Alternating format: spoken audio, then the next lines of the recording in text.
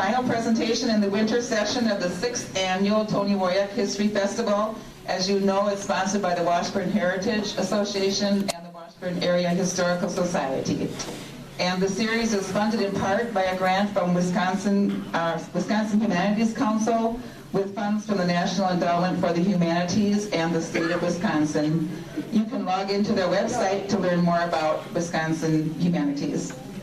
We are really delighted tonight to have Chris Edmonds here with her accordion. Her music is just fantastic, isn't it? And actually the music tonight is sponsored by Jill Lorenz and by my husband Peter and myself. So, and thank you again to the Harbor View for hosting us so generously.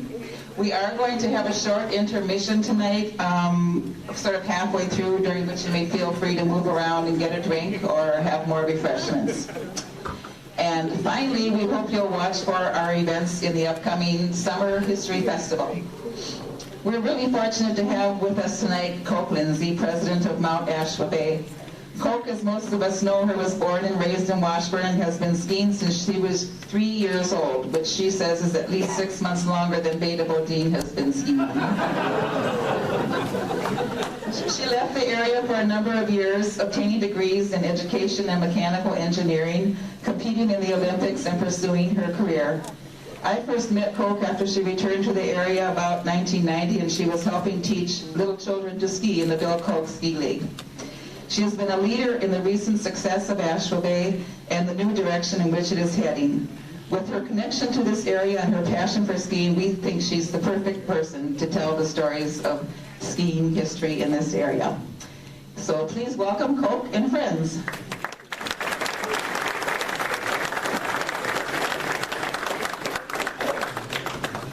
Well, it's really good to be here. Ashwa Bay is a passion for me.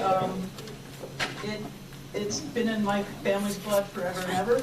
And the joke for Beta and I is I'm 6 months older than her. So I've always done everything 6 months before. When Carla first asked me to do this, I'm going to read what she told me. It was supposed to be talking about the community treasures of Ashwa Bay, Valhalla, and even the Muckwa Ski Hill. Then I looked in the Bayfield history one, and it said, Ashwa Bay, past, present, and future. I think we got it all covered. And I keep taking a decongestant, so my mouth is... It's been a bad winter for colds for me. So we put together, and thanks to my husband Tom, he did all these timelines for me. Just a real simple timeline, and starting in 1905, there was the Holter Ski Company, and I'll talk a little bit about that. 1936, Valhalla, 1938, Ashwa Bay, and 1966, the Muckwa Ski Hill, and then in the 70s is when the cross-country skiing craze started. Crazy. So Axel Holter immigrated to Ashland from Norway. I think there were some stops in between. And he is the granddaughter of Petra Holter, who lives in Washburn. Granddaughter. Petra is the granddaughter. Okay, let's get it clear. Anything I say wrong is just going to be an alternative fact. No more corrections.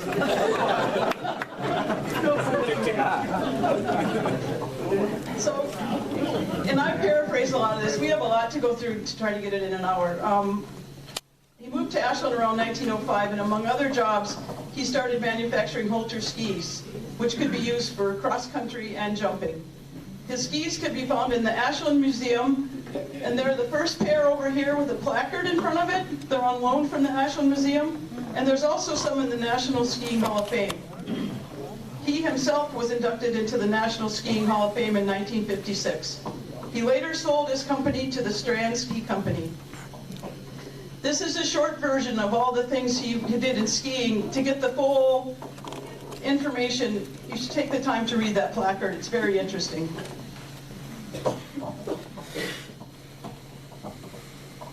Muckwa Ski Hill, one time point.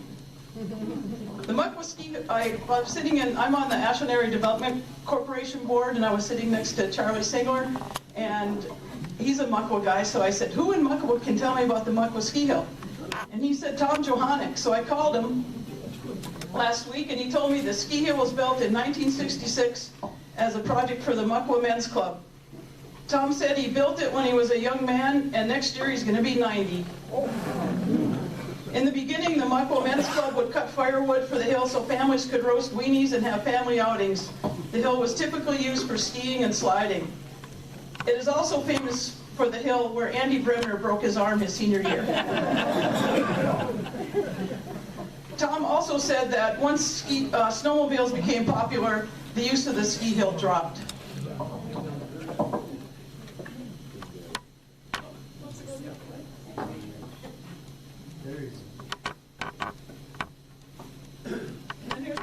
Here's my 3 pictures of Muckwa Ski Hill. The ski hill and the close sign. The next thing up is Valhalla, and right from the beginning, the first person I got with to help me learn about Valhalla was Joyce Zivko, and it took me about 10 minutes to figure out that Valhalla deserves a whole hour. So this is very condensed, and I've been talking up that next year maybe a whole hour should be spent on Valhalla. And in fact, I think we just should nominate Jim Mawson to do it. Joe. So in '36, the site was developed. The last tournament was in 1942, and then most of the men went off to war. It was revived in the '60s, and some of the Olympic ski jumpers came to train here. I also believe cross-country and biathlon athletes trained here. The second chalet burned down in 1974, and it was rebuilt right away, and I believe the Snowmobile Club raised money to do that. That could be an alternative fact. One of the things I found in digging through, it's classic. Here, when is this, from the 60s? One of the ads in the program, of course, it's Anderson's IGA. So I'm just going to read this because it talks about the background of Mount Valhalla.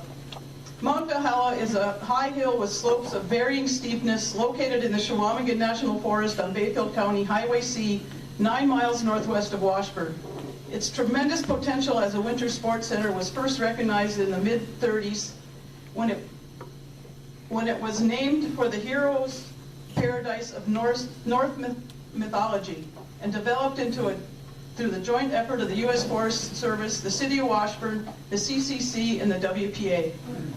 Slopes for, I really do have a drawing.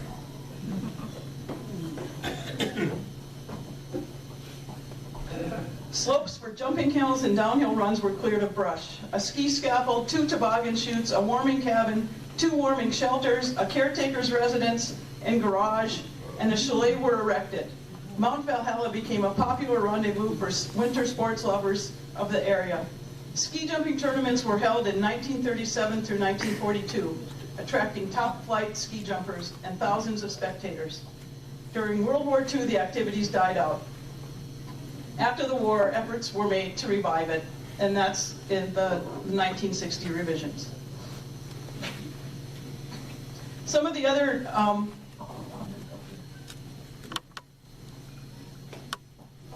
I'll probably just scroll through some of these pictures, but that, I believe, is the first chalet. There's some rumor that that's actually the second, and the one now is the third. So, but I got a kick out of this guy's name. Maybe some of you remember him. His name is Snowball Severud. He's a veteran skier and ski coach. He spoke enthusiastically of Mount Valhalla, and he received a standing ovation in recognition for his hard work on this project. Isn't that a great name? Snowball.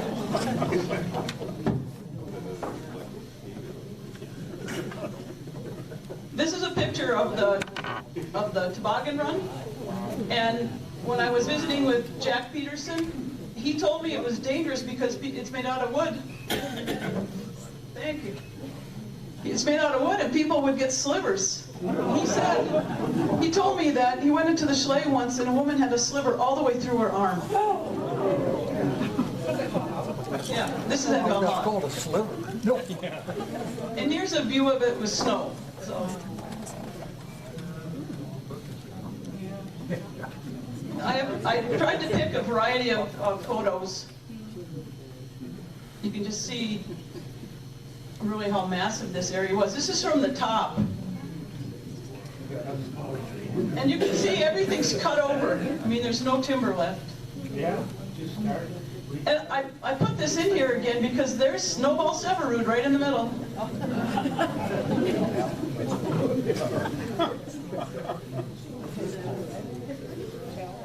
Okay, this I thought was pretty funny. Beauties, I think they were, in the 60s, they were trying to make Valhalla some kind of economic development and bring people to the area. It says, beauties on skis, plentiful.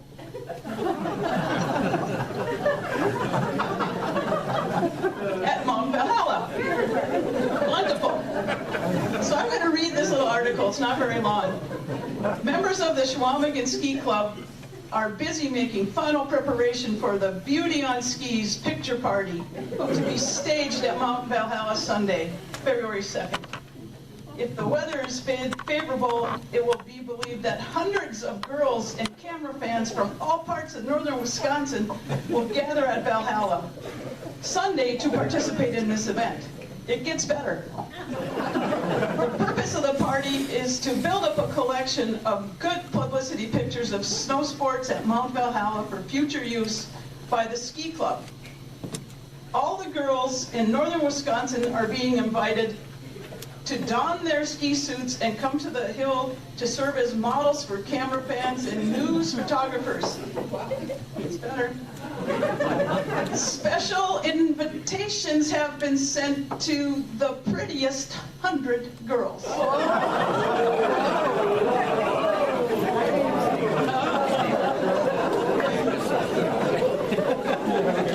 But a blanket invitation has been issued to all other northern Wisconsin. The general public is welcome. So it said in here that this is going to be used by the ski club, so I think it's an appropriate time for Jim Peterson to stand up and model the sweater from the Chequamegon Ski Club.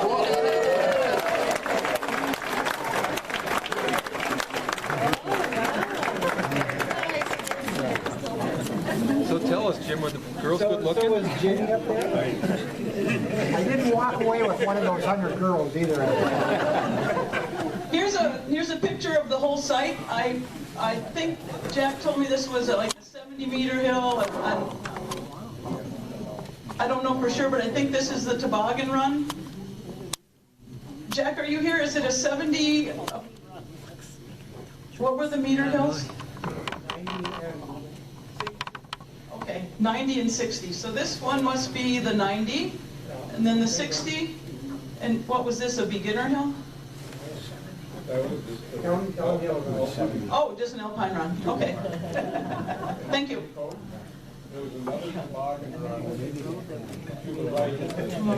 Oh, okay, John said there's another toboggan run over here. Okay.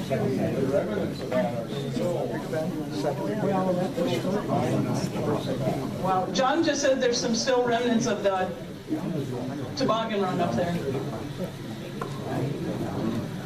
And that just shows the hard work that they had to build those scaffoldings. And I'm sure Snowball's in there somewhere. And here's another publicity shot. So some of these people I'm sure you recognize.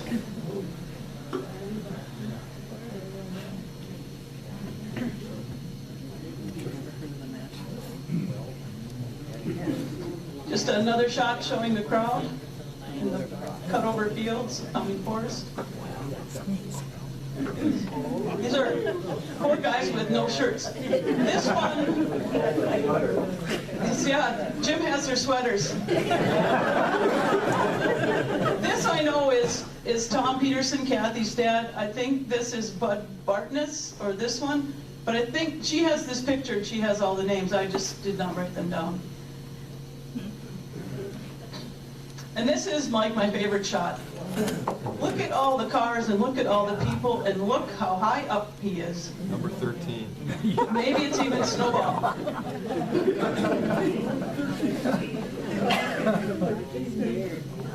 And this is a picture inside the current chalet. This is a really nice photo of the original chalet, I believe, and I believe that fireplace is still there.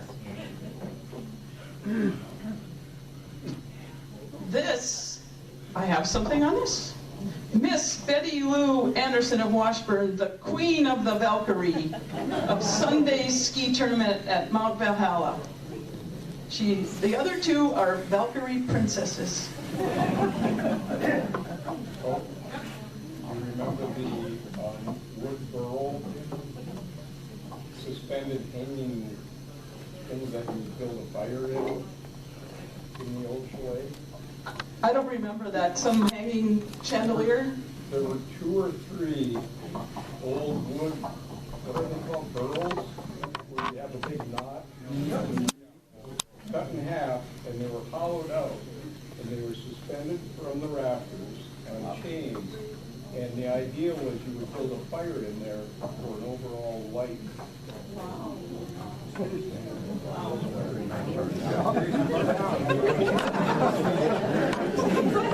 Here's just an example of some of the posters for the tournaments. And that's what it looks like today. Pretty sad.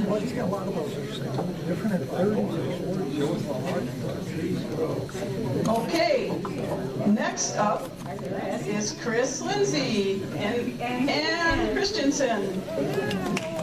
What's up?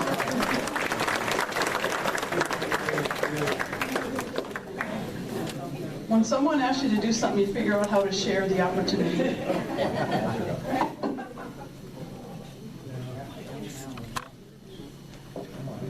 It's called being bamboozled into this. Okay, Ann, you're going to go first. Okay, so I think most of you know me and my husband Don, and we moved here from Alaska. So when we moved to Washburn, we thought this was really warm and cozy down here compared to where we live. Chris and I are going to talk about the cross-country skiing world. And in the 1970s, John and Libby Telford, who are here with us tonight, they actually were the ones that brought the idea of cross-country skiing into the Chequamegon Bay. It was taking off in Hayward at the time, and Libby was from Hayward, and the first Birkebeiner race was in 1972.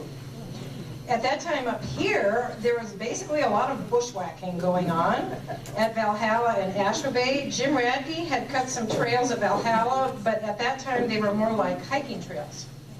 The first trail at Ashwa Bay was the Sugarbush Trail, and Gary Nelson helped to develop that trail. At the time, John was helping to plan and cut and develop and groom trails. He was also working full-time at the Washburn Hospital. There is an unconfirmed story that when the clinic was slow, sometimes John would disappear for an hour or two and go groom the trails.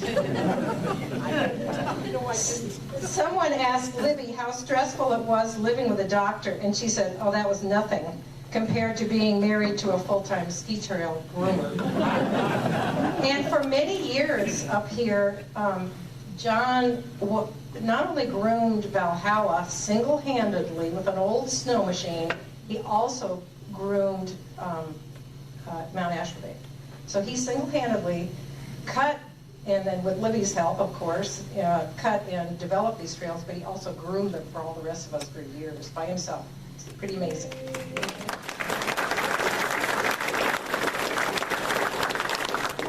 And he made signs. These are some of the first. There was our directional sign, one of the first. So John and Libby realized that the interest of cross-country skiing was growing and that it was more than a two-person job. So in May 19 individuals to meet together to talk about the possibility of developing a cross-country ski organization. And I was there, my husband Tom was there, Ann and Donnie were there, Dan Corning was there, and he's somewhere out there tonight. Bill and Nancy Bussey, David Lee, and the Lipperts were there. Yeah, Carl and Deb Lippert. And so we all met at the Voyageur, if you remember where that restaurant was, and discussed this possibility. And by the end of the summer, CHASTA was formed. And CHASTA stands for Chequamegon Area Ski Trail Association. The mission of the organization was to promote cross-country skiing and to support it with grooming at Ashwa Bay and Valhalla. And there was a lot of talk about the possible interconnecting trail between the two, Ashwa Bay and Valhalla. That was really interesting to hear about. David Lee worked hard at that. He worked with the Forest Service to try to find a suitable trail in between Ashwa Bay and Valhalla, but there were a lot of roadblocks. The loggers and the snowmobilers, they weren't really happy about it, so obviously it never became a huge big deal. I think that there was a trail and some people that used it, but as we all know, it wasn't as big a development as maybe we would like. So we'll keep that in mind for future.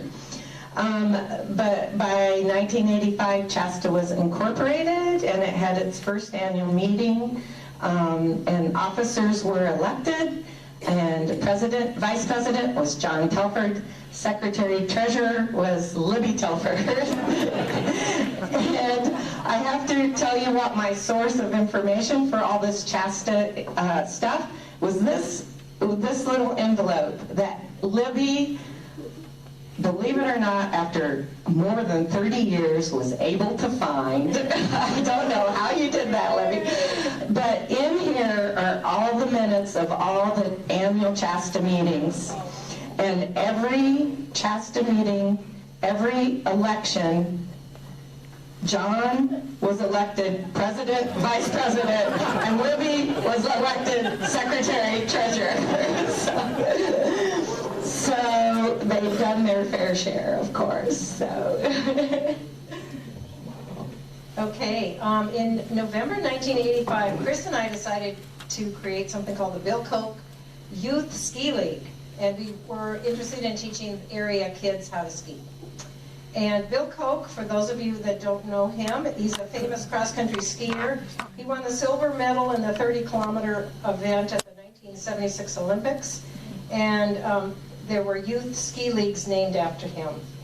We enrolled about 100 kids annually, and we provided them with all of their equipment. We wanted to make sure that any child who wanted to ski could participate. Our goal was to learn and just have fun.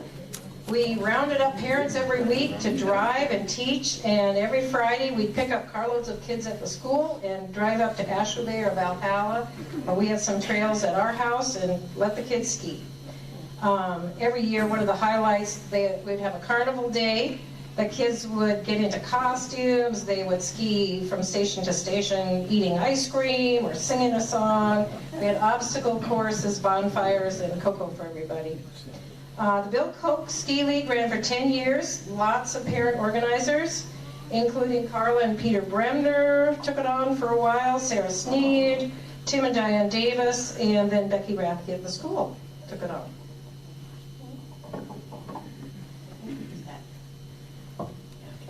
All right. Okay, and also through the 80s, there were opportunities for adults to participate in ski events that they, the opportunities just increased. In January of 1986, we had the first CHASTA Challenge. And the main organizer of the challenges was Carl Lippert. And they were a series of races emphasizing participation and self-motivation. They occurred on Wednesdays, and they occurred at Ashland, Valhalla, Washburn, and the Washburn Trails. And so we have a few pictures of adults racing and sporting the really fabulous ski outfits that we wore back then. But I have to take time to talk about this brown outfit. This is Tom, my husband, but this brown outfit that he had on. John was so generous, and he gave so much to anybody who showed any interest in cross-country skiing. He even gave people ski clothes. and John, you gave that to Tom. Do you remember that? Yeah, I do. I remember going out during deer season. Yeah, okay. Exactly. Okay.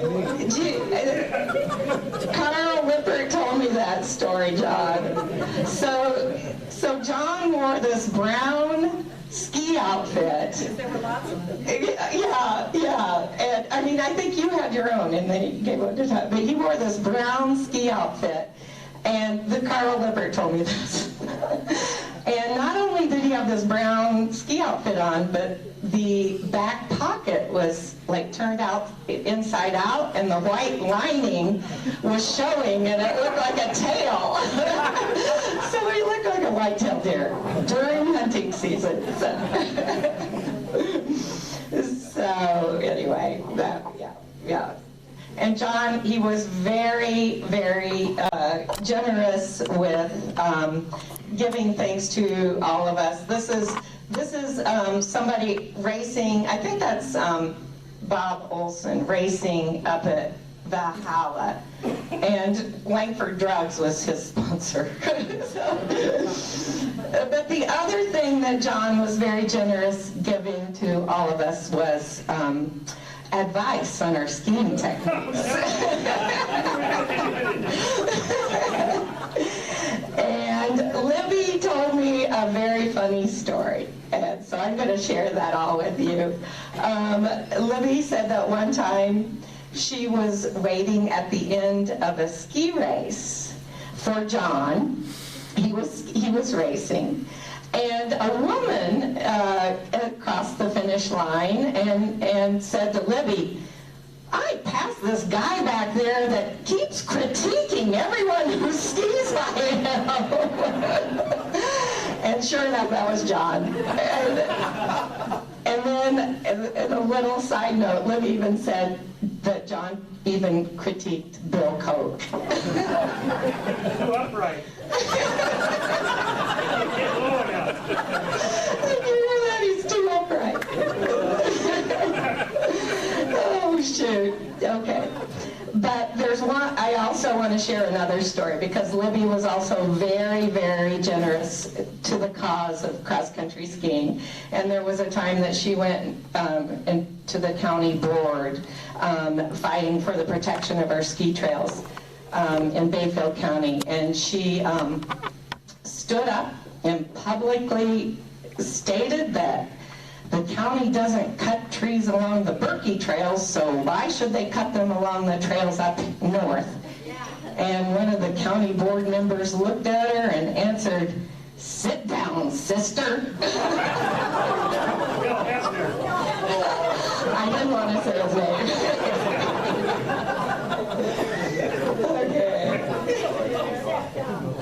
Okay, so I think most of you know Doug Lippert and Beth Lippert, who have been really fantastic at promoting cross-country skiing in the area as well. In 2004, the Can Ski program took the place of the Bill Koch League, including kids throughout the Chequamegon Bay and giving those older skiers a chance to compete and race and keep them interested. Doug is a 4-H youth agent, and he was able to fit Can Ski under the 4-H umbrella, partnering with local schools, BART, and the Asheville Bay Foundation. I don't think the 4-H people down in Madison know what the heck to make of Doug, actually. He's got 150 kids, they're all skiing, and he just created a model that they can't understand, but luckily we're so far north that he gets by. Their mission is to promote fun, fitness, excellence, and safety in the sport of cross-country skiing. And the thing about Doug and Beth both, they also use sport as a way to have children build character and learn leadership skills. That's a huge piece of what they're doing. They're not just teaching the kids to ski. The older students help teach the younger kids, and they also teach free ski clinics, which I hope some of you have taken, out in the community. And Beth and Doug have over 150 kids involved. And in 2014, their racing team were the state champs, which is pretty phenomenal coming from such a small little area. And we just found out that just this month, Doug was inducted into the Wisconsin Nordic Ski League Hall of Fame. So we're pretty lucky to have those guys in there. This is a picture of the 2014 Wisconsin High School State Champions, which is a pretty big deal. That's great. And there's some more. And this is the team right now. And their season they ended 4th in the state this year. The boys ended 4th. And the girls ended 12th. But talking to Beth, did Beth make it tonight? I knew Doug's busy, so I knew he couldn't make it. But talking to Beth, she said the 3 teams that beat, Asheville Bay or small area were like Madison, Milwaukee, really big cities. So they felt really good about their performance at state. But the 4-H can ski, I think it's not, I don't think it's been quite 10 years, but going on 10 years, they have put on a ski race called the Mount Asheville Bay Summit Ski Race, and the funds that they raise are used to promote opportunities for youth involvement and to help with grooming. And they tout it as the only ski race in the state where the awards are edible. And this is a picture of some of the awards. So. Okay, let's see, oh yeah, there we go. So, we wouldn't even be up here talking about cross-country skiing if it wasn't for John and Libby Telford, so I think we all just need to really give them a big hand.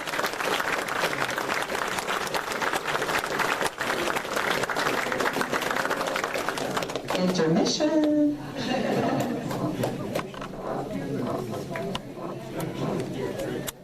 History.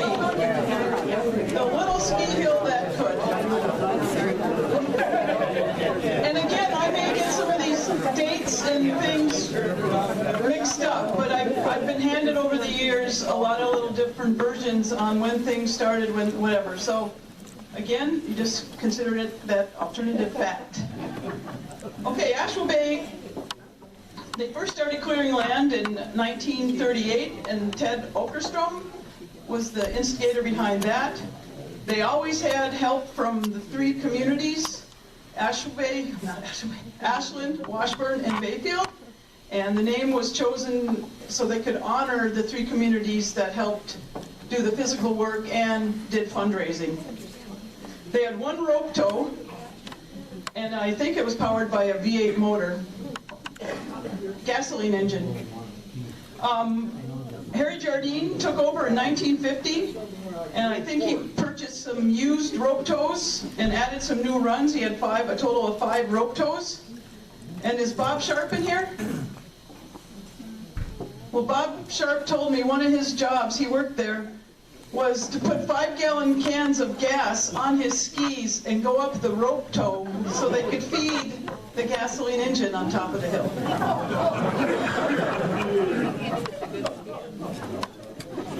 In 1964, the Asheville Bay Incorporated was formed, and they installed a T-bar and several new runs, and all the lifts were electrified. I think that, let me see, I think I have some other, let's see.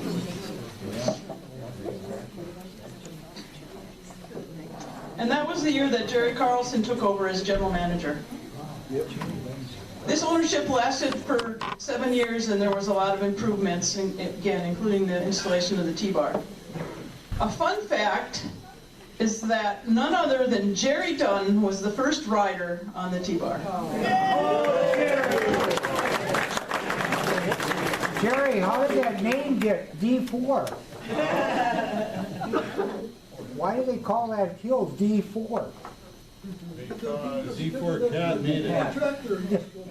Because they owned a little Caterpillar D4 bulldozer. Right. And D4 is a very small Caterpillar. They only push dirt down the hill. But I think they ran out of money for the big bulldozer, so the partners would take turns driving this little bulldozer, and it's amazing that they were able to do that much work with that little thing. And wasn't Frank Zipko one of the... Right, he had the D6. Oh, he had the D6. Oh! And... Well, there's a lot of difference between the D6. Yeah. So he was smart. So the Asheville Bay Inc. Ran the ski hill until Port Mountain purchased it in 1971, a fellow by the name of Stu Campbell, and the name was changed to Port Mountain. They added a chairlift, it was installed, and then it was uninstalled. This group went bankrupt, and a new group took over in 1982. And I guess that chairlift now is over at Indian Head, so at least it's in use. The group that bought the ski hill out of bankruptcy, I'm assuming, the group was the Apostle Island Ski Corp, and the only two names I have, maybe it was just two, was Doc Telford and Mary Rice. Was there anybody else part of that group? Tom Pulaski, Jerry Carlson. Gary Nelson. Jerry Carlson. Jerry Carlson. There were about 5 people. So Doc Telford, Mary Rice, Tom Pulaski, Jerry He Carlson. went to Indian Head, the fist run. Tom Lindsay? Yes, I think so. Yes, it was. Tom Lindsay, that's right. News Gary to me. Nelson, too. So, just going down this timeline, that they took over in 1982. It stayed under that ownership until Mary Rice became sole owner in 96. And until she was the sole owner, until she sold to the AOEF. So that's a 24-year stint as owning Asheville Bay. And for that, I think Mary deserves a round of applause.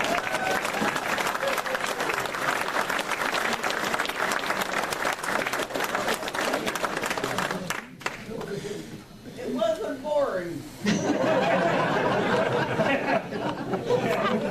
I was going to say, if you're not crazy after that, oh man. I've been only involved for 10 years, and sometimes I'm like a little nutso. So on the other side, it talks about, the facilities and organizational changes. So we had Shasta formed, which Chris and Ann talked about. And then the big hitter there is in 1986, the big top Chautauqua came to town, or to the ski hill. And Asheville Bay has the opportunity to do the food and beverage service. But I think we have the Mel Tillis sign poster over here that really, the first concert was in '85. We remember it well.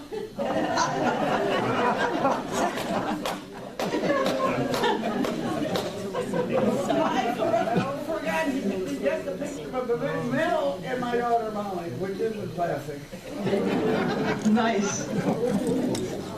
And in 1992, there was a cross-country trail system expansion. And then in 2002, while it's still owned by Mary Rice, I believe she invested almost $500,000 into the snowmaking equipment. Wow.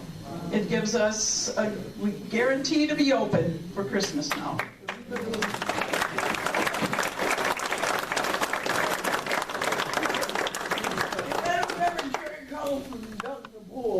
So we could have snowmaking. Wow. In 2003, the Asheville Bay Outdoor Educational Foundation was formed, and I believe it was formed, Jim Bradley can say what it really was for. I think it was to support ski racing and to be able to raise money and improve the racing. To help kids learn how to ski. To help kids learn how to ski. So this fledgling little organization that was 3 years old, all of a sudden gets handed a wonderful check from Dave Obie, and suddenly we own a ski hill. And we're going into our 11th year, and each year we get better and better.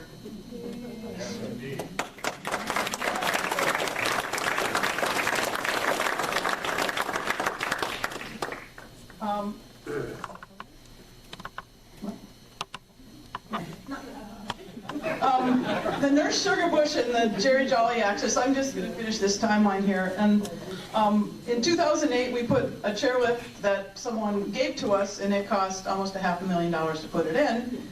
And we had our first tubing park. And then in 2016, I can let Carol tell this because it's a pretty awesome grant that she got. No?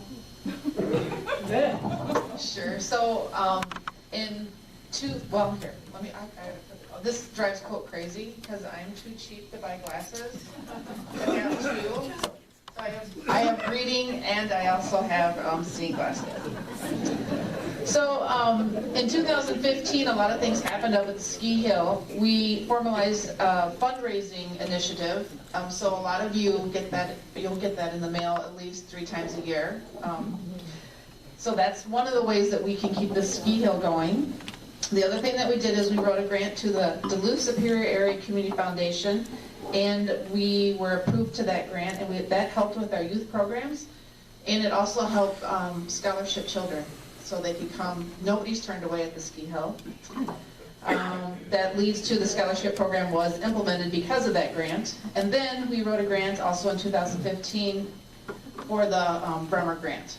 And what was really amazing with that grant was not only did Bremer believe in us, but the community did. Because Bremer gave us some seed money, but then we had to go out and ask money from the community. And the really neat thing about that, I would say within 3 to 4 months, we had all of the money that we needed in order to do that. And the money that came in after that just helped us be able to put in 2 lifts. They're actually called paddle toes. One was for the bunny hill and one was for the tubing hill. All of which are on, if you come to the ski hill and you look up, everything is right in front of you. So it's really neat. People can ski. We see lots and lots of families come up and they bring kids tubing and they can do all sorts of everything up there at the same time. Was that what you wanted me to say?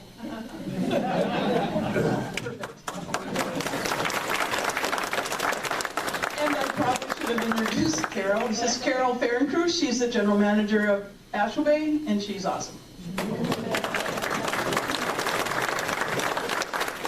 So now I'm just going to, it's just a collection of photos, and, oh yeah. I think it's in 1976, again, I think it was that first guy to ride the T-bar. Jerry Dunn. Started the ski school, and the ski patrol. And you made a homemade timing system? No, I wasn't in on that. Oh. Talk to Ed Olson about that. Ed Olson. Where is that? You made the first homemade timing system. Oh, well, we collaborated into that. one thing about Asheville Bay, it is just absolutely amazing the number of volunteers and people that take and lead groups, and like the current ski patrol, what do you call yourself, the captain? Director is Steve Pearson. He's been doing it for a long time, and you know, I know that probably everyone in this room has probably volunteered at Asheville Bay at some point, and it is absolutely what keeps Asheville Bay going. We could never afford to pay all these positions. I mean, the volunteer cross-country grooming, we do pay a coordinator to coordinate the volunteers, but it's just a tremendous amount of money that we save by using volunteers. And I'm sure we're going to miss something, but... Well, and we'll have time for questions too. I do have one piece of memorabilia, and that is, does anybody remember Women's Day on Wednesday? I do. My mom went all the time. She loved it. And I made lunch in that kitchen on Wednesday. We had babysitting in the T-bar. Anything else? That was a great, I mean, that was a... They expected lift tickets, there was lunch. I think you had to pay for your babysitting, but it was beautiful. And a free ski lesson. That's pretty good. Now Wednesdays are filled with school groups. So we have school groups during the day, and then the ski teams come up and practice, and then the women come in and we ski. We sometimes drink wine before, and then we go out cross-country skiing, and then we come back and we might have a glass of wine then also. It's very fun. Well, I'm going to start I'm sure I'll remember things I forgot when I get home. This is the first chalet. And the little note, this was, I think, a Chick Sheridan photo. I had a good time at the museum going through all his photos, and on the back a lot of times he had, you know, who was in it and what it was, but it called it a Knotty Pine Chalet. And if you're in charge of the program, you get to put your brothers in here. And here's a good photo of the double rope toes. I'm sure a lot of you remember that. And then at Second Landing, they had that one that was really fast that as a little kid you could barely hang on. And you got good upper arm strength. And this is a classic. It's Dick and Rosie Bodine.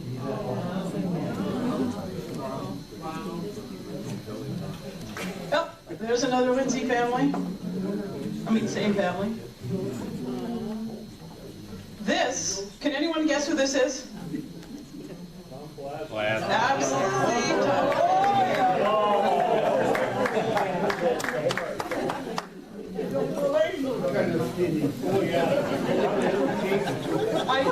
the rumor, there's also a rumor, I read a note in here that one of the runs is named after him, and it's called Exhibition. I think, is this you? That's Karen. That's Karen and Cliff Grant. Notice the chalet in the background. There's the chalet.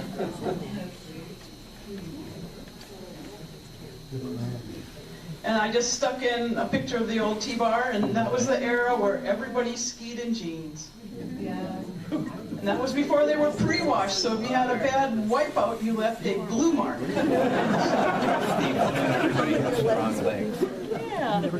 Okay, this is poor Beta and I. You know, we've been hanging out since we were 0, and I'm Beta's in the blue and I'm in the black. My whole life, she's had better form and been faster than me. It's because she's 6 months younger. This is my sister, Bonnie Bodine and Wendy Bodine. Who's that?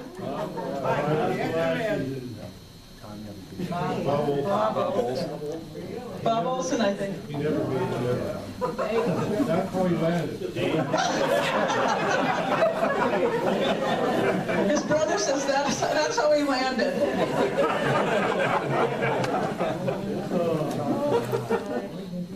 believe that's Bob Olson too, since Rita sent them to me.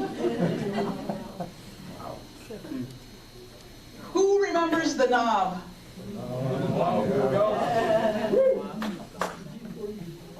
Who is that?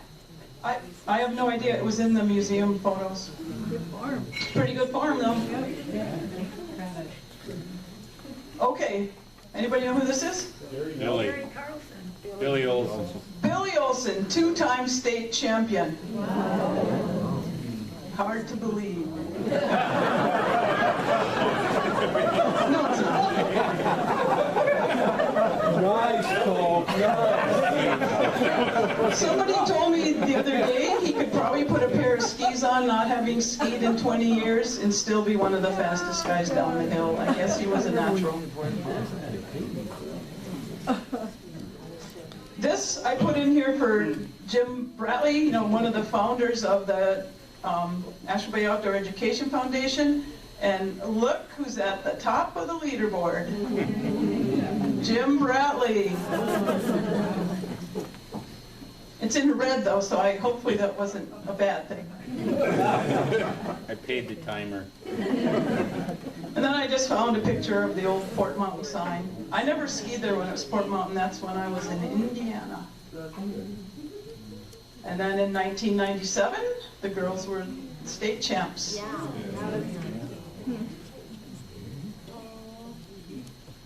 Okay, here's the story. This is Bayfield's first ski team. All the way is Gary Holman here? No. All the way on the top right is Gary Holman, and then we have Ed Olson. Ed told me this story that Gary said, we need to start a ski team. Ed says, I don't know how to ski, he said. That's okay, I need somebody for the paperwork. So they did it, and the next year Gary quits. And Ed, how many years did you end up being ski coach? 37 before we won the state championship. 37 years. My daughter is still doing it. Yep, and now his daughters do. And in the bottom right, that's Steve Leafblad with a broken leg.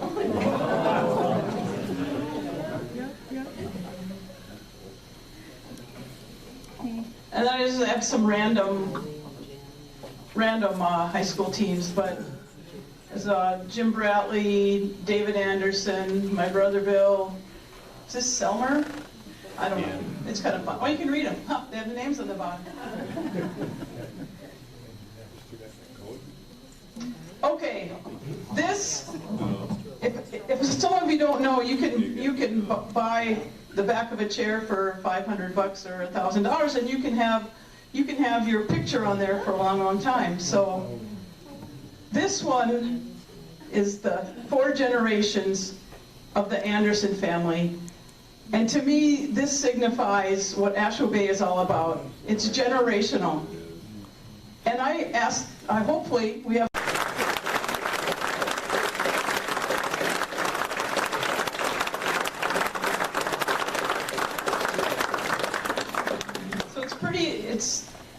most people up there are generational, but I believe that's the only 4 generation currently. Then just a nice photo of our chairlift. And with Theo. Some team photos. This is the Ashland snowboard team, I think.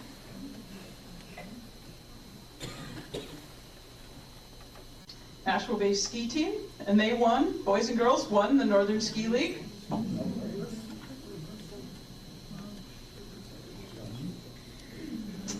And this is the modern chalet. The old one's still inside there somewhere. The windows.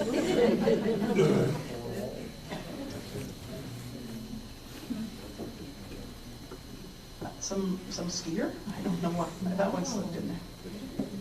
And I have a few shots of, Asheville Bay has, and some people are going to say something, Cliff Grand, maybe Jim Bratley, Steve Pierce, anybody that's coached Ed, just about how successful the ski programs, the ski race programs have been. No, these are your slides. Yeah. Did you want to talk about that? Sure, well, sure, of course. So, one of the things I wanted to talk about is that we still try to uphold all of the traditions. So, this is the Spring Carnival. Spring Carnival, that is a Flores from the island, and Miss Theo. One of the things I did want to say about Jerry Dunn is he still has this great rapport with all of the children and the families. And so last Saturday, all of a sudden I hear on the radio, we need help down in Rental. Jerry, they brought over 30 island kids to come over and learn how to ski. And that was their third weekend of doing it. So he's still bringing kids over.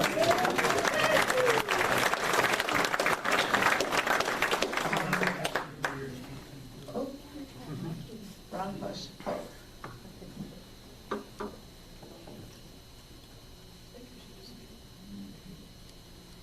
So again, this is our Spring Carnival. Where? Here, how Okay, I'm good at clicking. Good at telling me. So this is our Spring Carnival again. You can keep clicking, I'll just read. So some of the programs that we, this is our tubing hill that we put over on the left side. If you look up, it's the left side. This is our dedication day. Coke wore white for the first time. Usually she's in black, so she looks really, yeah, looks very fancy. And we're taking our maiden voyage up the hill. It was really warm, unfortunately. I even got to ride up the hill, and I didn't have a coat or mittens or hat, so. Yeah. That is Blaze's little guy. Yeah. And he actually went down the hill, and he giggled the whole time. Isn't this the wrong wax? Oh. Just turn it around. Davina Anderson. One of the skiing Anderson family. A lot of photos of the tubing park. We're pretty proud of this. This is Chris Bredding. He comes out and volunteers with the Pierces, and I love seeing him up on the hill. He has these little ducklings that follow him around everywhere. And then they're treated very well. He brings them all into the chalet halfway through and gives them hot chocolate.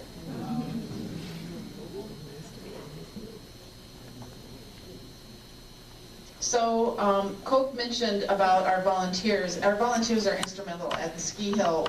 Not only do we use them, not only do we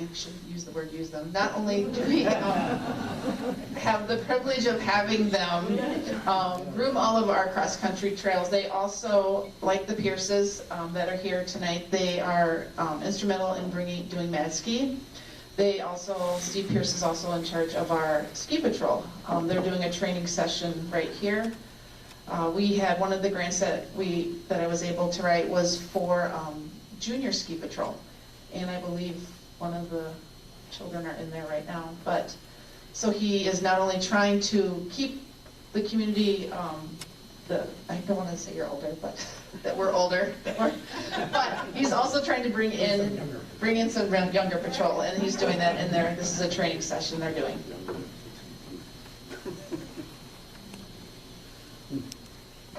Going down the hill. So while Coke is doing that, I just want to read off the programs that are still going on in Asheville Bay. We have our Friday night youth night that is supported by the community. We also have our school groups that come in on Wednesdays, and we've had to extend that to Fridays to accompany everybody. We have Ashland, Bayfield, Washburn, and Our Lady of the Lakes come in. I know that Marengo is part of Ashland, but it's kind of far out there, and they don't sometimes come in with other people, but we have that school coming in, and we have a whole bunch of the community members coming in on Friday nights with their kids, so it's really neat to see them. We still, we already said this, but we're the home of 4-H Can Ski. We do our Spring Carnival. We have a King and Queen of the Mountain. We do a race that Ed puts on, which is next Saturday. Your race is next Saturday, right, Ed? Yep. Okay. We do our Wednesday night wine drinking, cross-country skiing night. We have full moon skis. So far since I've been here, this is my 3rd full year, but my 4th winter, and only one of the full moons, have we ever had like a full moon that you can see? It's all been cloudy. But we still have them. We host Special Olympics. We have a mini camp that happens over the holidays, so if people are coming in out of town or your grandchildren are here, you can send them up to the ski hill. We take them for 5 days. We feed them a really unhealthy lunch of hot dogs and french fries, and they get to learn how to ski for 4 hours. NASTAR, which I think is Jim going to talk about that. And then I have a whole big list. I don't think you really want me to read them all off. We're at an hour and 15 minutes. Did you want to talk about what we're doing in the future quick before you have everybody else come on? Don't forget your dog trail.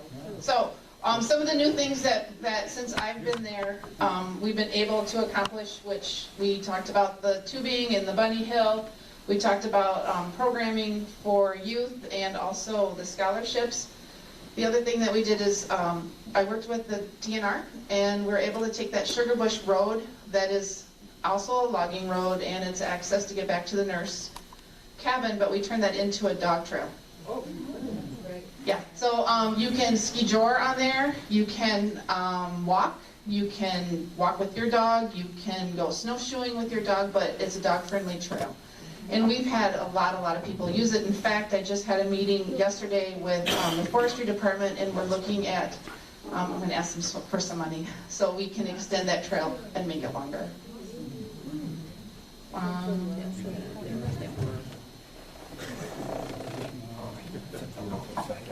I know we're going a little long. We originally had asked the different coaches from different schools to maybe highlight, high achievers and state champions and stuff. I don't know if do we want to take the time to do that? I'm good with that. Well, there's one thing I'd like to point out too is all our rental equipment came from Vail. Right. They were generous and gave us 2 half semis or a full semi load worth of equipment that was extremely good quality. Yeah, I think it was $4,000, but it's like almost, that was like free. That was the trucking fee, so we got the equipment fee free, and all of our rental gear is light years ahead of what we had 4 years ago. It's really nice. We have a lot of sizes, and it's good. So. And Danny Shevchuk was involved in that, and I think Ian Meeker too somehow. I'm not sure how that worked, but. I guess we could take, do you want to say a little bit about Ashland? You get like 3 minutes. And then I spent a whole lot of time at the Ashland Historical Society. But no, I won't have really. This has gone a long time. But Ashland has been supporting Mount Ashaway as besides the first 3 letters, but since 1958 they formed a ski team. Tom Gertzberger, were you 58 or 59 that you were instrumental in part of that? That was the first one. Yep. Yeah. In 1963, they had a strong team. We've had winners from Tim Smith, I'm sorry, in 1965. He was 5th in the state. Geneva Smiles was a top 15 placer in the state. Eric Rand was a top 3 placer in 1998 and 99. Alex Acosta was a 2nd and 3rd placer. Chris Acosta was a top 5 finisher, and Pat Dreyer was a top 20 finisher in the state. And this year, I can't remember if it's Matt or Wyatt Obey won the state meet for the boys in 2017.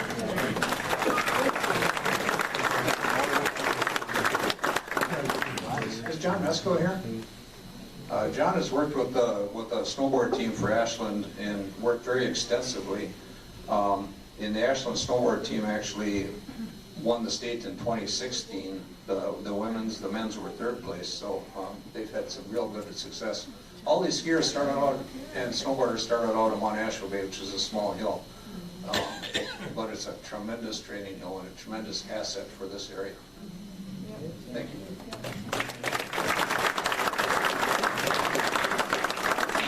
Jim, do you want to say a few words? And Kathy Radke was supposed to be here. They were at the state ski meet the last 2 days, and she's exhausted. And I think the same thing is with John Mesko. So this is our last coach. I'll try to keep this pretty short. But I have to put a plug in again for Mary. I've trained USSA skiers for the last 20 years. And when I was taking my daughter over to Indian Head to train, and then we got Mary decided to put in snowmaking, and it really took us into the next history of Asheville Bay, because now we can train world-class skiers. Started with probably my daughter in the McCool years. Ethan Cole went on not only to high school nationals, he won the slalom at out in Vermont and that's all the high school, teams across the nation. And because of snowmaking, we could get harder snow. And Mary also bought a groomer at the same time, and the groomer is still running at Asheville Bay. And it really has taken us into the next millennium for the hill, and it's just been fabulous. We can train on harder snow, and we can compete. The McCool, Brad McCoolier and my daughter Jessica both made Junior Olympics for like 4 or 5 straight years. Both of them skied in the U.S. Nationals multiple times, which is the highest race that you can get into. Lindsay, I do have one story about my daughter. Jessica, when she was probably 10, you probably know the name of Lindsay Vaughn. She's 4-time world champion. She has 77 World Cup victories.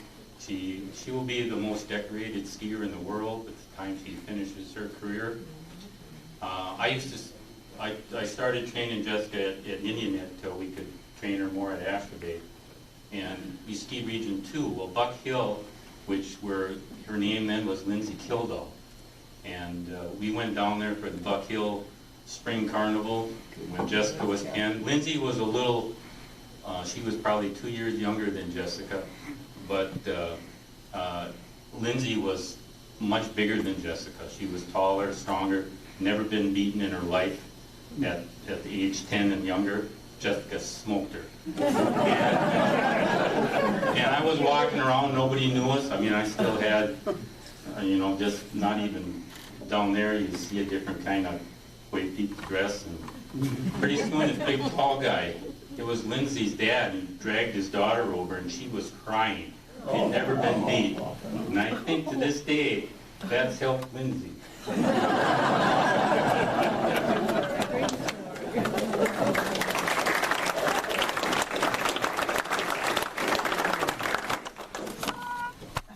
Pretty much covers everything. We can still chat or ask questions or whatever after this.